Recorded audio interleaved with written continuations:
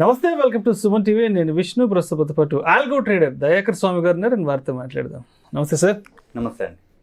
Sir, Dayakar గారు, ఏంటి అంటే మీరు ఒక మెడికల్ ప్రొఫెషన్లో ఉన్నారని విన్నాను. అండ్ మీరేంటి మార్కెట్స్లో ఉన్నారంట, అది కూడా ఆల్గో ట్రేడింగ్ చేస్తున్నారంట. ఏంటి అసలు, అంటే మీ ప్రొఫెషన్కి ట్రేడింగ్కి అసలు ఏంటి సంబంధం, ఎక్కడ సింక్ అయింది అసలు? యాక్చువల్గా నేను మెడికల్ ప్రొఫెషనల్ అండి. మెడికల్ ప్రొఫెషనల్ నుంచి ఆల్గోని కాదు ట్రేడింగ్లో కన్వర్ట్ అవ్వడానికి చాలా టైం పట్టింది. యాక్చువల్గా మా కొలీగ్స్ ఒక రోజు కనుక్కోకుండా ఇలా ట్రేడింగ్ చేసే టెర్మినల్ దగ్గరికి అక్కడ ఏరియాకి తీసుకెళ్ళినప్పుడు అప్పుడు నా శాలరీ చాలా తక్కువ శాలరీతో నేను ఎంప్లాయ్గా ఉండే. సో ఆ టైంలో వాళ్ళతో పాటు ట్రేడ్ చేస్తున్న ఒక అతను వచ్చేసరికి ఒక హాఫ్ అన్ అవర్ ఏమో స్పెండ్ చేశాడు. అంటే అప్పుడంతా కూడా ఒక దగ్గర ఉండి ఒక ఆపరేటర్ ఉండి తను ఆపరేట్ చేస్తూ ఉండేవాళ్ళు. బట్ అతను హాఫ్ అన్ అవర్లో ఒక 20,000 అనేది ప్రాఫిట్ తీసుకుని వెళ్ళిపోయాడు అనమాట. సో అసలు అప్పటిదాకా నాకు అసలు ట్రేడింగ్ అంటూ తెలియదు. నేనేమో అదే 20,000 కోసం డే అంతా వర్క్ చేస్తూ మంత్ వరకు వెయిట్ చేస్తే కానీ నాకు ఆ 20,000 రాదు. బట్ ఇతను హాఫ్ అన్ అవర్లో 20,000 ప్రాఫిట్ ఎలా తీసుకోగలిగాడు అనేది ఫస్ట్ క్వశ్చన్ రేజ్ అయింది. ఆ తర్వాత నేను మార్కెట్లోకి అసలు అప్పుడు స్టార్ట్ అనమాట. జస్ట్ మార్కెట్ అంటే ఏంటి అనాలిసిస్ చేయడం. ఇది తర్వాత ఒక 15 years జర్నీ అనేది స్టార్ట్ అయింది. సో తర్వాత ఇప్పుడు నెక్స్ట్ స్లోగా మార్కెట్ను అనాలిసిస్ చేస్తూ దాంట్లో సేమ్ అందరిలాగా అప్ అండ్ డౌన్స్ ఉన్నాయి. సో అల్టిమేట్గా లాస్ట్ 4 years నుంచి ఒక సిస్టమేటిక్ ఆల్గో ట్రేడింగ్ అనేది అలవాటు చేసుకున్నాను.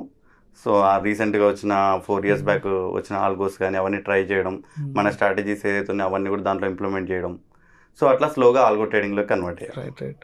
అంటే మీరు మెడికల్ ఫీల్డ్లో ఉన్నారని తెలిసింది. అంటే ఏంటంటే మెడికల్ ఫీల్డ్ అంటే మీరున్న వర్టికల్ ఏంటి అసలు? యాక్చువల్లీ నా ప్రొఫెషన్ వచ్చేసరికి పర్ఫ్యూజనిస్ట్ అంటారు. ఓకే. పర్ఫ్యూజనిస్ట్ అంటే ఒక కార్డియాక్ సర్జరీలో వచ్చేసరికి హార్ట్ అండ్ లంగ్ ఆ 2 ఆర్గాన్స్ని సర్జరీ చేసేటప్పుడు స్టాప్ చేయాల్సి వస్తుంది కొన్ని సిచ్యువేషన్స్లో. అలా స్టాప్ చేసినప్పుడు ఆ రెండింటి వరకును మనం ఆర్టిఫిషియల్గా ఒక మిషన్ ఆపరేటింగ్ తోటి మనం చేస్తాం అనమాట. హార్ట్ చేసే పని వచ్చేసరికి పంపింగ్, ఆ పంపింగ్ అనేది ప్లస్ లంగ్ వర్క్ వచ్చేసరికి ఆక్సిజన్ సప్లై ఇవ్వడం. సో ఆ రెండింటిని కూడా ఆర్టిఫిషియల్గా చేస్తాం. సో అది మనకి మేజర్ రోల్ ఉంటుంది. దాంతోపాటు ఎక్మోస్ చాలా మందికి తెలిసి ఉంటుంది. లాస్ట్ రీసెంట్ టైమ్స్ అంటే మన కరోనా సిచ్యువేషన్లో చాలా మందికి యూజ్ అయింది. అది బాలసుబ్రహ్మణ్యం గారికి కానీ జయలలిత గారు కానీ. సో ఆ ఆపరేటింగ్ అనేది పర్ఫెక్ట్ మెయిన్ రోల్ ఉంటుంది దాంట్లో. ఆ మిషన్ ఆపరేటింగ్ మొత్తం కూడా పర్ఫెక్ట్ అనే హ్యాండ్ ఓవర్లో ఉంటుంది. ఓకే.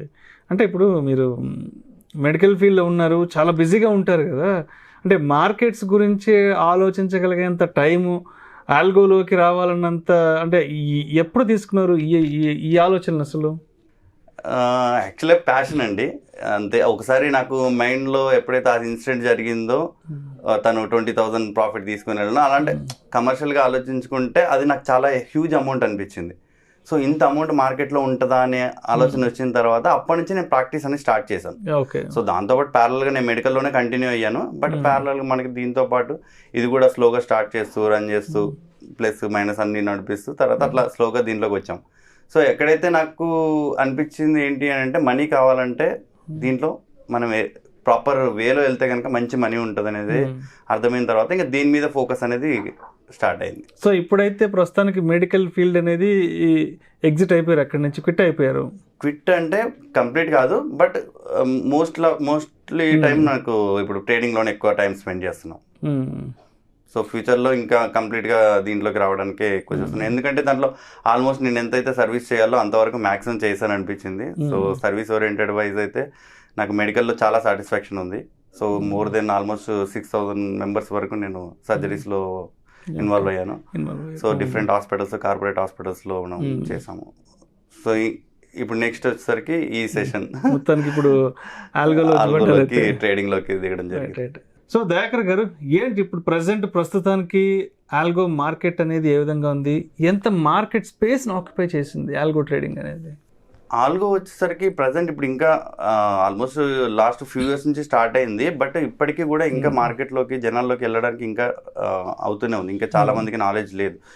ఎవరైతే బిగ్ ప్లేయర్స్ ఉన్నారో వాళ్ళందరూ ఎప్పటి నుంచో ఆల్గోస్ యూస్ చేస్తున్నారు. బట్ చిన్న ప్లేయర్స్కి ఇప్పుడు రీసెంట్గా వాళ్ళు అవైలబిలిటీ వచ్చింది ఆల్గో అనేది. సో మార్కెట్ స్పేస్తో కంపేర్ చేస్తే మన ఇండియాలో యాక్చువల్లీ మార్కెట్ తో పాటు ట్రేడింగ్ చేసే పర్సన్స్ కెపాసిటీ చాలా తక్కువ మంది ఉంది, తక్కువ పర్సెంటేజ్ ఆఫ్ మెంబర్స్ ఉన్నారు. సో అదర్ కంట్రీస్ తో కంపేర్ చేస్తే మనది 3% ఆఫ్ పాపులేషన్ మాత్రమే ట్రేడింగ్ లో ఉన్నారు. దాంతో పర్టికులర్ గా ఆల్మోస్ట్ మన సెబీ చెప్పినట్టు 90% మెంబర్స్ ఫెయిల్యూర్ లో ఉన్నారు.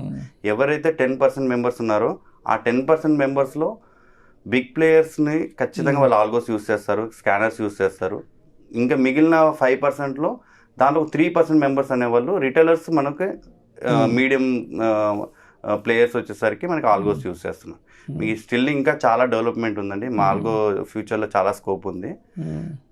కాకపోతే ఏనీ స్ట్రాటజీ మార్కెట్లో ఒక యాక్యురేట్గా మనం ఇంప్లిమెంట్ చేయాలంటే మాత్రం ఇప్పుడున్న సిచ్యువేషన్లో ఏ జనరేషన్లో కంపల్సరీ ఆల్గోస్ కానీ ఆర్టిఫిషియల్ ఇంటెలిజెన్స్తో కానీ మనం ట్రేడ్ చేయడం అనేది మనం కాంపిటేటివ్ దాంట్లో మనం చేయగలుగుతాం. సో అయితే మీరు అంటే ఎన్ని రోజుల నుంచి వర్కౌట్ చేశారు దీని మీద, ఎంత కసరత్తు చేశారు దీనికి ఒక షేప్ తీసుకురావడానికి? దీనికి వచ్చేసరికి నేను చాలా ఇయర్స్ కష్టపడ్డానండి. ఆల్మోస్ట్ ఒక 4-5 ఇయర్స్ నుంచి కూడా నేను కంప్లీట్ ఆల్గోలోనే నేను చేస్తున్నాను. More than thousands of strategies, all type of breakout, break downs and మామూలుగా టైం ఫ్రేమ్ బేస్డ్ స్ట్రాటజీస్, ఇలా మల్టిపుల్ స్ట్రాటజీస్ మనం చేయడం జరిగింది. బట్ అల్టిమేట్గా నేను ఒక కండిషన్స్లో ఈ బయ్యింగ్ స్ట్రాటజీస్ కానీ ఒక ట్రెండ్ ఓరియంటెడ్ స్ట్రాటజీస్ కానీ చేసినప్పుడు సక్సెస్ఫుల్గా ఒక 1 month 2 months ఉండగలుగుతున్నాం. కానీ కన్సిస్టెంట్గా ప్రాఫిట్స్ మనం దాని మీదనే డిపెండ్ అయి చేసేంత కెపాసిటీ అట్లాంటి టైప్ ఆఫ్ ఆల్గోస్కి లేదు. సో దాని తర్వాత నేను రియలైజ్ అయ్యి ఒక particular hedging type of strategies, అంటే మినిమల్ రిస్క్ ఉండి మినిమల్ ప్రాఫిట్స్ ఉండి కన్సిస్టెంట్గా ఎవ్రీ మంత్ మనం ఎంతో కొంత ప్రాఫిట్ని మార్కెట్ నుంచి తీసుకోగలిగే స్ట్రాటజీస్ ఏవైతున్నాయో వాటి మీద కాన్సన్ట్రేట్ చేయడం జరిగింది.